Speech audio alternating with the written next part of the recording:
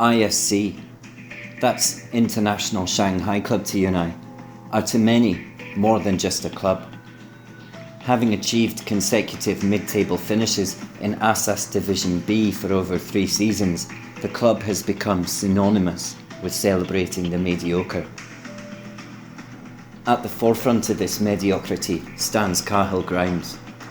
One of the club's stalwart players, Grimes has managed to pull as many strings off the field as he has on it. This documentary set out to be a love letter to his achievements in the game. But what it has become is something far more sinister.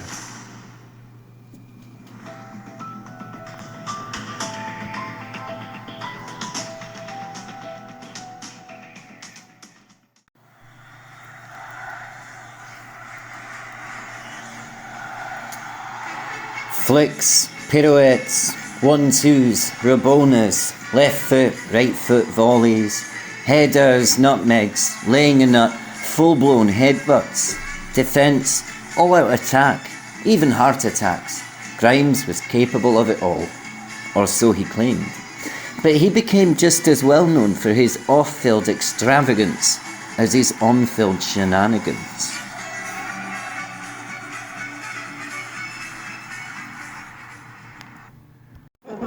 Indeed, it was these off-field antics that would prove Grimes' downfall, and with the club funds at his whim, it would prove a new chapter in downfall for ISC.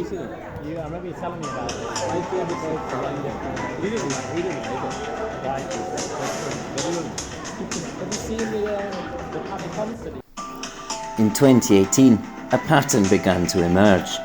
Signed with sponsors Whitehorse, Big Thumb Plaza, and then Granyard in quick succession, Grimes would repeat a common formula. First, locate a leisure establishment for backing, then procure funds, and finally spend it all on kits. Such was his obsession for kits, it went beyond clothing.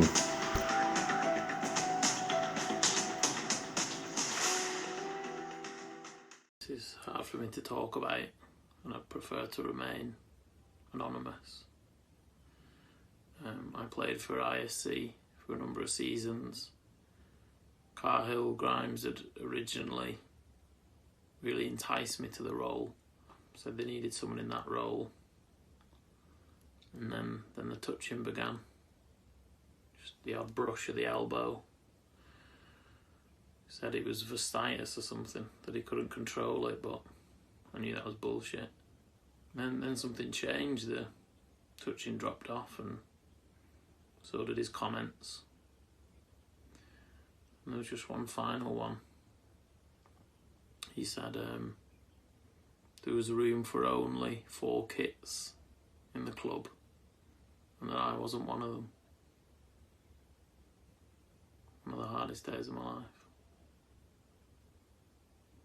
The reason that ISC is bankrupt in the same way that Lehman Brothers has crippled the American economy, so has Sunday Shanghai football. Do we get these new kits because you enjoy them? No, we get them because your waistband keeps expanding and you do not fit into previous season's said kit. You've spent all the money on Corona, on barbecue at the Granyard. You claim to have paid the bills. Evidently you have not. For shame. For shame. Some of the kits were made from paper.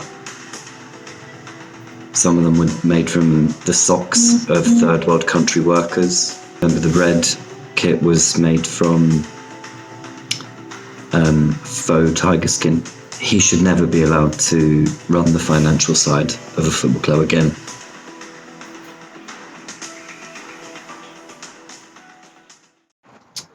It was within the quiet confines of this compound on Dingxianglu that Cahill Grimes began to let his schemes go up a level.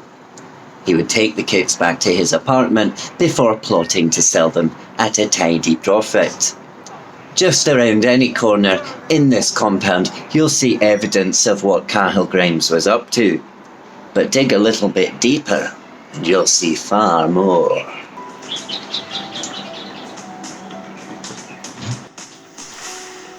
One man willing to come forward for nothing more than a free protein snack was Zaid Saleh, long-time associate of Mr. Grimes. We intended to ply him with alcohol in order to catch him off guard, but when we turned up at his house gone just past breakfast time, we found he had already seen his way through 9 pints of Stella. His revelations, just another piece of the jigsaw, or rather, just another nail in the coffin. Process. It's straightforward, very easy. Cahill would normally come to me around about a Wednesday, say to me that the funds were coming in by the Friday, wondered if me and him could go and see my friend Tony down the fake market, see if he could knock us up some of these shirts. Yeah, the money had come in, so Saturday we'd go and see Tone, the money had come in, get the goods made, and then Sunday we'd be sitting in the Irishman. The money had come in, enjoying a beer. I mean, that was it, pretty much week in, week out. So it was, yeah, we had a good thing going. Yeah, the money had come in, money. I miss those days where you would give me the IFC funds and we'd spend 70% only and split the 15% each. Me and you, we were on a good one there. All good things come to an end. Well, of course, it was a great shock to us all. I mean, how do you respond to something like that? The first thing I did was obviously call the new treasurer of the IC team to find out, you know, how this had come about and what was essentially a betrayal of the highest order. Hopefully, with time, the wounds will heal. But for now, finding it very, very hard to trust. I never wanted to be master of the coin, but yeah, it came to me and I thought I could do a good job. I didn't realise the financial situation the club was in at the time. I think, had I have known, I don't think I'd have taken on the job.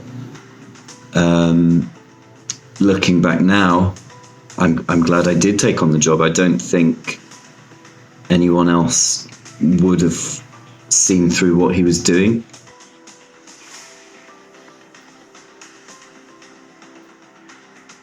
Hot pants.